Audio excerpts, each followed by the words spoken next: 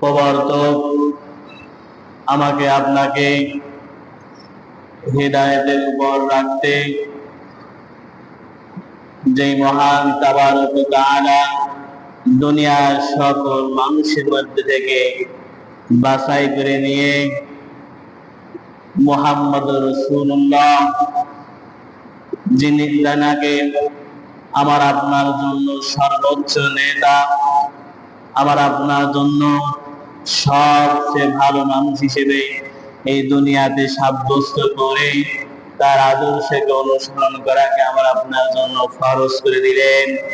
সেই মহান ব্যক্তির উপরে এক দরুদ এবং সালাম পেশ করে সবাই বলছি সাল্লাল্লাহু আলাইহি ওয়াসাল্লাম। সম্মানিত হাজরিন, আমরা একটি মহানগত বিশেষ দিবসগুলোর মধ্যে আশুরাটা আমরা আপনার জন্য অতীব পরিমাণ গুরুত্বপূর্ণ। যে আশুরা দিনের কারবালার ঘটনা আমরা কম বেশি জানি। আল্লাহ রাব্বুল আলামিন এই দুনিয়াতেই তিনি রাসূলের জন্মের মাত্র 50 বছর পরে কারবালার ঐতিহাসিক ঘটনা আল্লাহ রাব্বুল আলামিন তিনি ঘটিয়েছিলেন, যার মাধ্যমে আল্লাহ তাআলা আজও পর্যন্ত মুশরিকদের তিনি অপমান অপদস্থ করেছেন। ইমাম হাসান এবং হুসাইন কারবালার প্রান্তরে শহীদ হয়েছে ঠিকই, কিন্তু মানুষের মনে এবং হৃদয় কোথায় স্থান করে নিয়েছে, কথা বলেন ঠিক কিনা?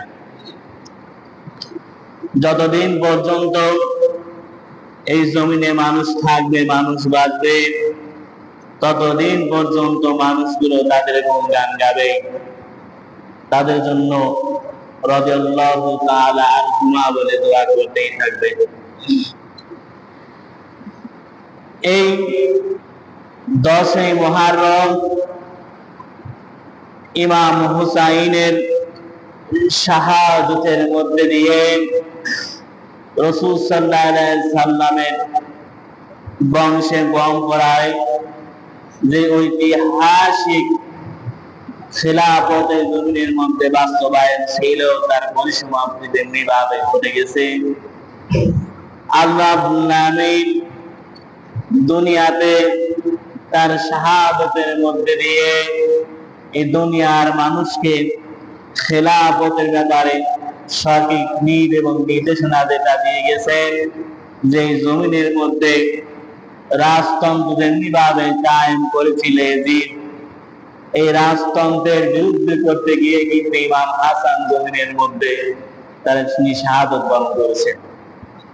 সম্মানিত হাজরিন, এই কারবালার ঘটনা আমরা কম বেশি জানি যে কারবালার প্রান্তরে ইমাম হুসাইনকে শহীদ করা হয়েছিল। তার পূর্বে ইমাম হাসানকে বিষ প্রয়োগের মাধ্যমে শহীদ করা হয়েছিল। এই কারবালার ঐতিহাসিক ঘটনা আমার আপনার জন্য যতটুকু পরিমাণ গুরুত্বপূর্ণ, আমি আপনি দুনিয়াতে আমার আপনার জন্য করা দরকার, জানা দরকার, এর চাইতে আরো সবচেয়ে বেশি গুরুত্বপূর্ণ যেটা আমার আপনার জন্য 10ই মুহররম আশুরার দিন। রাসূল সাল্লাল্লাহু আলাইহি সাল্লাম মদিনার জীবনে যখন তিনি রাষ্ট্রনায়কের ভূমিকায় রাসূল সাল্লাল্লাহু আলাইহি সাল্লাম অবতীর্ণ, এই রাষ্ট্রপ্রধানের দায়িত্ব পালন করছেন, একটা সময়ে তিনি দেখতে পেলেন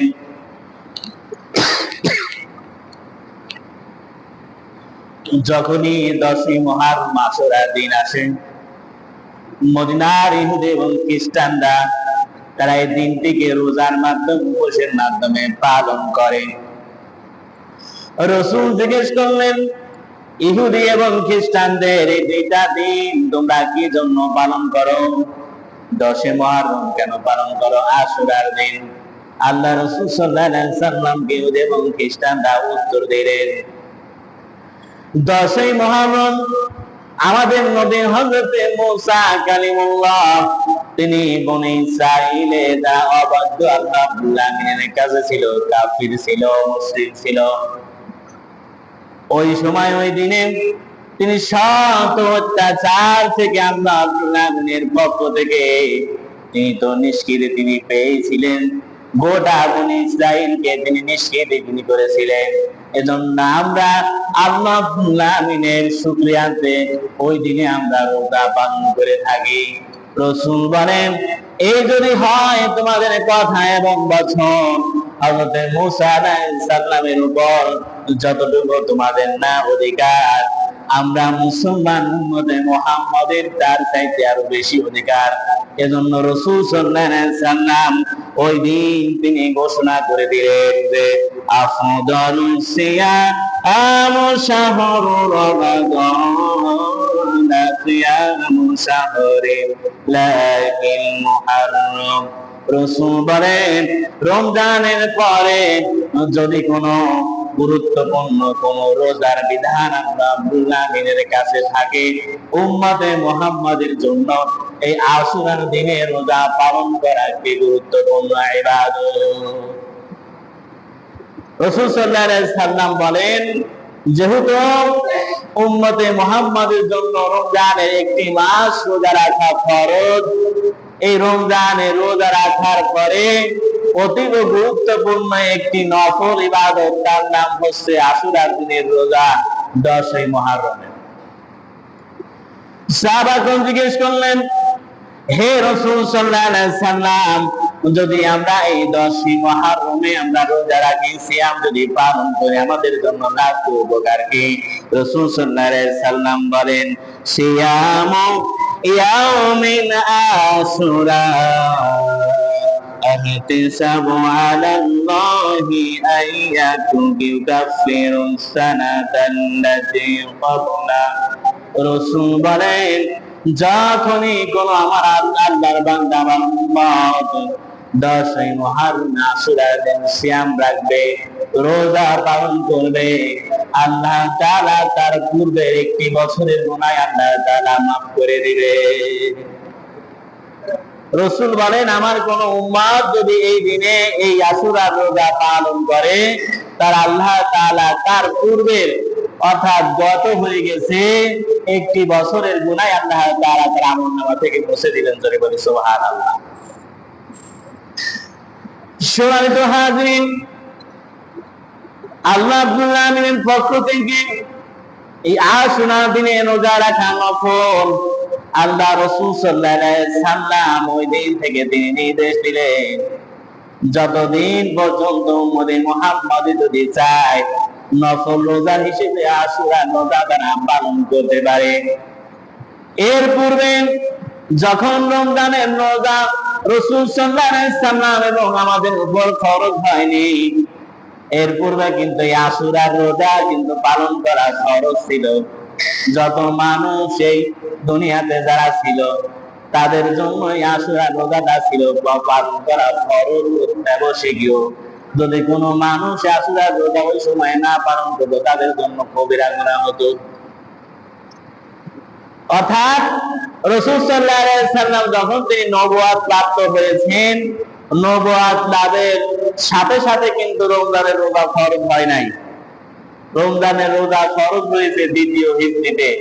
অর্থাৎ রাসূল সাল্লাল্লাহু আলাইহি সাল্লাম যখন তিনি ওহী প্রাপ্ত হয়েছেন, যখন তিনি ওহী প্রাপ্ত হওয়ার পর মক্কায় তিনি ইসলাম প্রচার করতে লাগলেন গোপনে। 3 বছর পর যখন তিনি প্রকাশ্যে ইসলাম প্রচার করতে তিনি লাগলেন, তিনি মক্কার ওই মাটিতে তিনি থাকতে পারলেন না, তিনি মদিনায় হিজরত করলেন। ওই হিজরতের দ্বিতীয় বছরে আল্লাহ আমার আপনার উপর রমজানের রোজাকে তিনি ফরজ করেছেন। এই যে দ্বিতীয় হিজরত আবার আপনার জন্য গুরুত্বপূর্ণ একটি ইবাদত, রমজানের রোজা ফরজ হয়ে গেল। এর পূর্বে এই দুনিয়াতে কিন্তু রোজা ছিল না? এর পূর্বে কিন্তু রোজা আমার আপনার জন্য ছিল। এজন্য পবিত্র কুরআনুল কারীমে বলা হয়েছে যে আল্লাহ রাব্বুল আলামিন তিনি পূর্বে যত নবী এবং রাসূল এবং তাদের উম্মত গুলো ছিল আল্লাহ রাব্বুল আলামিন তাদের উপরে রমজানের রোজা ফরজ করেছেন। শুধুমাত্র তোমাদের উপরে ফরজ হয়েছে তা না, তাদের উপরও ফরজ ছিল। আল্লাহ রাব্বুল আলামিন বলেন ইয়া আইয়ুহাল্লাযীনা আমানু কুতিবা আলাইকুমুস সিয়ামু কামা কুতিবা আলাল্লাযীনা মিন ক্বাবলিকুম লাআল্লাকুম তাত্তাকুন। সূরাতুল বাকারার প্রথম দিকে রব্বুল আলামিন বলেছেন যারা ঈমানের দাবি করো, মনে করেছো যে রোজাটা তোমার জন্য বোঝা না, আমি আল্লাহ তোমাদেরকে বোঝা স্বরূপ রমজানের রোজা দেইনি, এর মাধ্যমে আমি আল্লাহ তোমাদের মধ্যে থেকে বাছাই করতে চাই যারা তাকওয়াবান, যারা কারা আমি আল্লাহকে ভয় করে চলে। যেহেতু আমি আল্লাহ জান্নাত এবং জাহান্নাম দুইটা স্থান আমি আল্লাহ নির্ধারণ করে রেখেছি, আমি আল্লাহ এর মাধ্যমে পরীক্ষা করে আমার বান্দাদের মধ্যে থেকে আমি আল্লাহ সঠিক বান্দা যারা তাদেরকে বেছে নিয়ে জান্নাতের জন্য আমি আল্লাহ উত্তরাধিকার আমি আল্লাহ সাব্যস্ত করে দেব। পক্ষান্তরে যারা আমি আল্লাহর প্রতি কোনো তাকওয়া যাদের থাকবে না, মুত্তাকি যারা থাকবে না, আমি আল্লাহ এদেরকে অপমান অপদস্থ করে জাহান্নামের মধ্যে শামিল করে দেব। বলি নাউযুবিল্লাহ। আল্লাহ বলেছেন যে রোজা আমি আল্লাহ তোমাদের জন্য বোঝা হিসেবে আমি আল্লাহ দিই, এই রোজা আমি আল্লাহ তোমাদেরকে তাকওয়াবান হিসেবে আমি আল্লাহ তোমাদেরকে বেছে নেওয়ার জন্য দিয়েছি, শুধুমাত্র জান্নাতি আমি আল্লাহ দেইনি। এই রোজাদারদের জন্য জান্নাতুর রায়হান একটা জান্নাতি আমি আল্লাহ বিশেষভাবে রেখে দিয়েছি। ধরে বলে সুবহানাল্লাহ। আল্লাহ তাআলা বলেন শুধুমাত্র জান্নাতের জন্য আমি আল্লাহ সাব্যস্ত করিনি, একটা জান্নাত তোমাদের জন্য বিশেষভাবে আমি আল্লাহ নির্দিষ্ট করে রেখেছি। যদিও আমার আপনার সমাজের মধ্যে অনেক মানুষ আমি আপনি রমজানের রোজা রাখি না, কত নফল রোজা চলে যায় আমি আপনি রাখি না, এর মাধ্যমে আল্লাহ তাআলা আমি আপনি নাশুকরিতা বান্দার মধ্যে আমি আল্লাহ শামিল হয়ে যাই। আল্লাহ রাসূল সাল্লাল্লাহু আলাইহি সাল্লাম ওই দিন নির্দেশ দিয়েছিলেন আমি এবং আমার উম্মত যতদিন পর্যন্ত এই দুনিয়াতে থাকবে, যদি আমার কোন উম্মত এই আশুরার দিনের একটি রোজা রাখতে পারে, আল্লাহ তার পূর্বে একটি বছরের গুনাহ আল্লাহ তাআলা তিনি মাফ করে দিবে। রাসূল সাল্লাল্লাহু আলাইহি সাল্লাম দুনিয়াতে যতদিন তিনি বেঁচে ছিলেন 63 বছর জিন্দেগির মধ্যে একটা দিনও তিনি আশুরার রোজা তিনি ছাড়েননি। প্রতিটা দিনই তিনি আশুরা যখনই আসতো তিনি রোজা তিনি পালন করে নিতেন। তাহলে আমি আগেই বলেছি যে আশুরা এমন একটি গুরুত্বপূর্ণ একটি ইবাদত, যখন হিজরিতে রাসূল সাল্লাল্লাহু আলাইহি সাল্লামের উপর আল্লাহ আল্লাহর পক্ষ থেকে আয়াতে কারিমা নাযিল হয়ে গেল যে আপনার উম্মতের উপর রমজানের রোজা আমি আল্লাহ একটি মাসকে ফরজ করে দিলাম। রাসূল সাল্লাল্লাহু আলাইহি সাল্লাম তিনি তখনও তিনি বেঁচে ছিলেন। রাসূল সাল্লাল্লাহু আলাইহি সাল্লাম এবং যত মানুষ ওই সময় ছিল প্রত্যেক মানুষের উপর নবুয়তের আগে এই আশুরার রোজা পালন করা কিন্তু ফরজ ছিল। এই আশুরার রোজা পালন করা ফরজ ছিল। এজন্য সম্মানিত হাজির, যাদের সামর্থ্য থাকবে এই আশুরার রোজা পালন করার জন্য চেষ্টা করবেন। আল্লাহ রাব্বুল আলামিন আমাদেরকে তিনি কামিয়াবি তিনি করবেন, এর মাধ্যমে আল্লাহ তাআলা আমাদের আমলনামায় অগণিত সওয়াব দিয়ে রাব্বুল আলামিন তিনি ভরপুর করে দিবেন, যেটা আবার আপনার জন্য জান্নাতে যাওয়ার জন্য কামিয়াবি হয়ে যায়। বলি সুবহানাল্লাহ। সম্মানিত হাজির, তবে জান্নাতে যাওয়ার জন্য যেটা সবচেয়ে বেশি আবার আপনার জন্য উপযোগী সেটা হচ্ছে আল্লাহ তাআলা এবং তার রাসূল এবং 7টি বিষয় যেটা আল্লাহ তিনি বিশেষ করে আমাকে আপনাকে দিয়েছেন। আমানতু বিল্লাহি ওয়া মালাইকাতিহি ওয়া কুতুবিহি ওয়া রুসুলিহি ওয়াল ইয়াউমিল আখিরি ওয়াল কদরি খাইরি ওয়া শাররিহি মিনাল্লাহি তাআলা। এই সকল বিষয়ের উপর আমরা আপনাকে পরিপূর্ণভাবে ঈমান রাখতে হবে। কি রাখতে হবে? ঈমান রাখতে হবে। কোন প্রকার কোন বিষয়ের উপর আমার আপনার অবজ্ঞা তো দূরে থাক, সন্দেহ পরিমাণ থাকা যাবে না। এরপরেও কুরআন এবং হাদিস থেকে আমরা যেটা জানতে পেরেছি, এরপর বান্দা এগুলো বিশ্বাস স্থাপন করার মাঝেও বান্দা ঈমানি চেতনা নিয়ে যখন চলতে চায় এই যুগে, এই আবর্তনে, এই পৃথিবীতে, এরপরও বান্দা নিজেই জানে না, নিজের অবজ্ঞাতেই, নিজের উদাসীনতায়, নিজের অজান্তে কখন বান্দা ঈমান হারা হয়ে গেছে বান্দা ঠিক পায় না। আল্লাহ রাব্বুল আলামিন কোরআন কারীমের মধ্যে, রাসূল সাল্লাল্লাহু আলাইহি ওয়াসাল্লামের হাদিসের মধ্যে এসেছে, আল্লাহ রাব্বুল আলামিন এই দুনিয়ার বুকে 10 প্রকারের ব্যক্তি যারা আছে, যারা নিজেদেরকে ঈমানদার হিসেবে দাবি করলেও আল্লাহ রাসূল এবং আল্লাহ তাআলা বলেন ঈমানদার নয়, ব্যক্তির ঈমান ভঙ্গ হয়ে গেছে।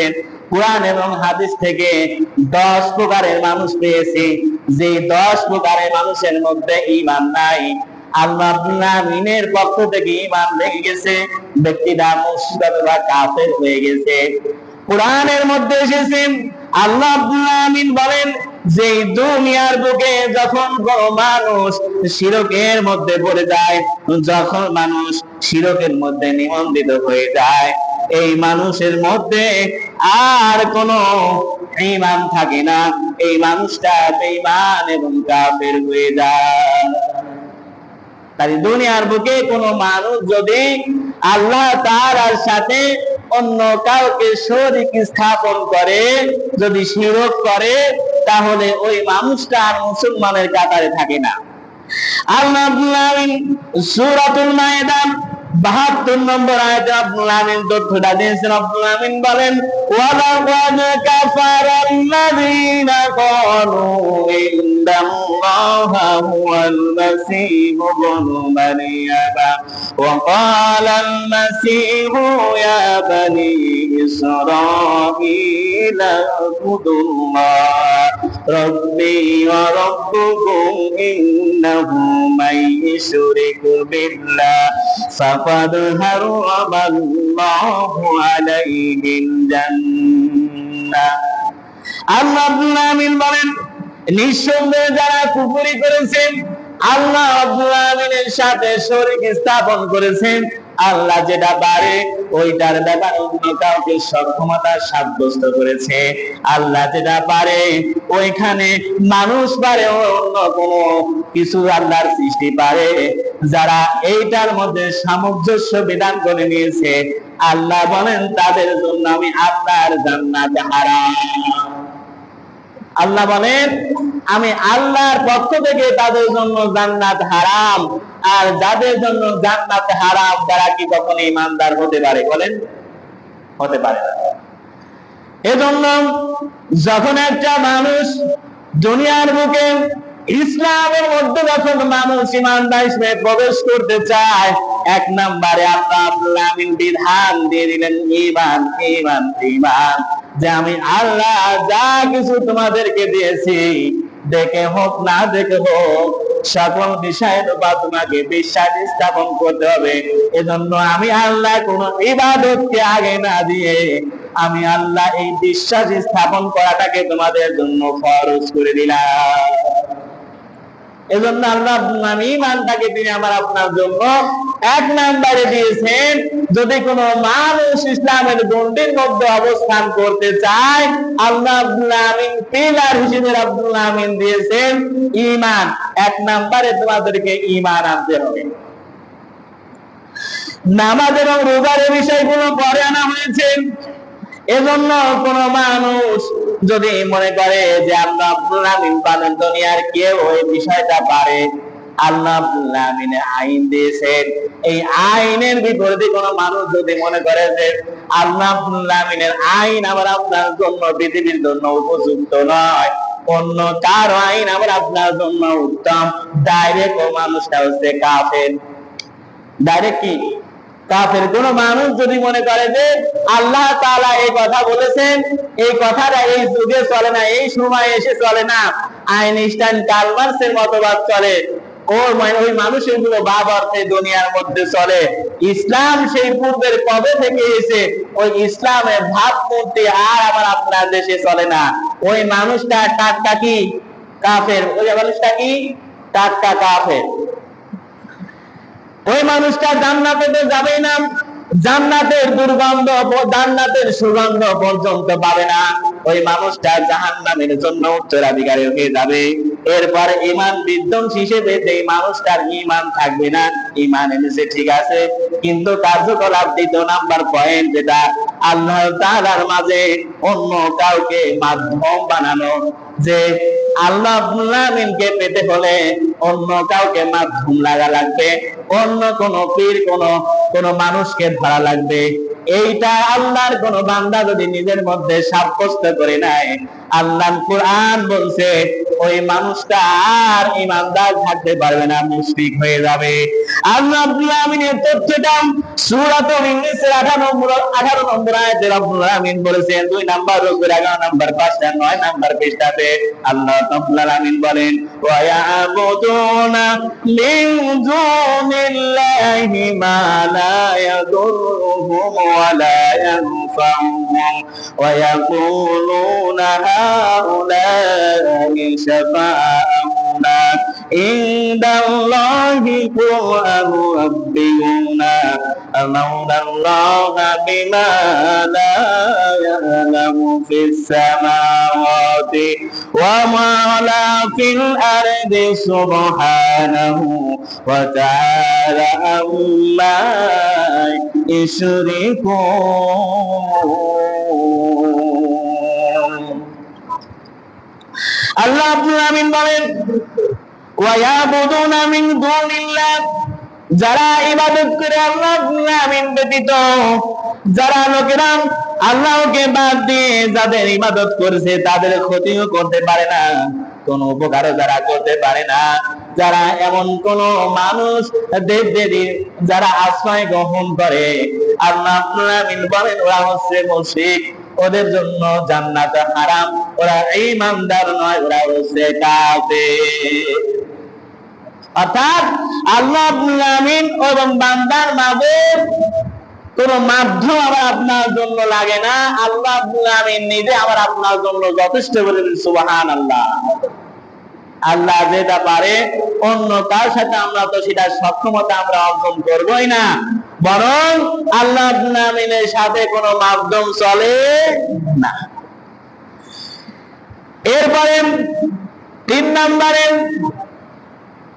আল্লাহ রাসূল সাল্লাল্লাহু আলাইহি সাল্লাম হাদিসের মধ্যে তিনি বলে দিয়েছেন 3 নাম্বার পয়েন্টে যার মধ্যে বিষয়টা থাকবে ঈমানদার করতে পারবে না। এর 4 নাম্বার পয়েন্ট হতে রাসূলের দিন ব্যতীত অন্য কোন দিন ব্যবস্থাকে আইনকে উত্তম মনে করা, অর্থাৎ তার জন্য ইসলামকে ভালো লাগে না, অন্য কোন বিধানকে যার ভালো লাগে, আল্লাহ রাব্বুল আলামিন বলেন পক্ষান্তরে যদি ঈমানদার দাবি করে তারপরেও কাফের। ঈমানদার দাবি করলে সে কি কাফের, কারণ আমার আপনার জন্য ইসলাম এসেছে। আল্লাহ রাব্বুল আলামিন সূরাতুল মাইদার 3 নম্বর আয়াতে রাব্বুল আলামিন তথ্যটা দিয়েছেন, আল ইয়াউমা আকমালতু লাকুম দীনাকুম ওয়া আতমামতু আলাইকুম নি'মাতি ওয়া রাদিতু লাকুম ইসলাম দীনা, করে বলি সুবহানাল্লাহ।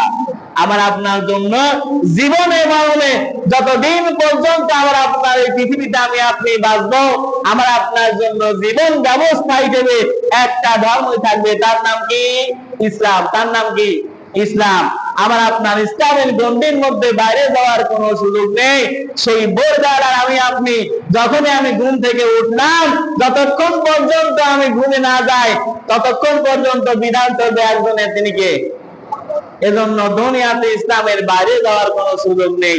আমি আপনি সেই রান্নাঘর থেকে শুরু করে নিয়ে আন্তর্জাতিক পরিমণ্ডলে যত ব্যবস্থা আমার আপনার দুনিয়াতে আছে, প্রত্যেকটা ব্যবস্থা নিয়ম রুলস যেভাবে আপনি মানবো ইসলামকে। কোনটাকে মানবো?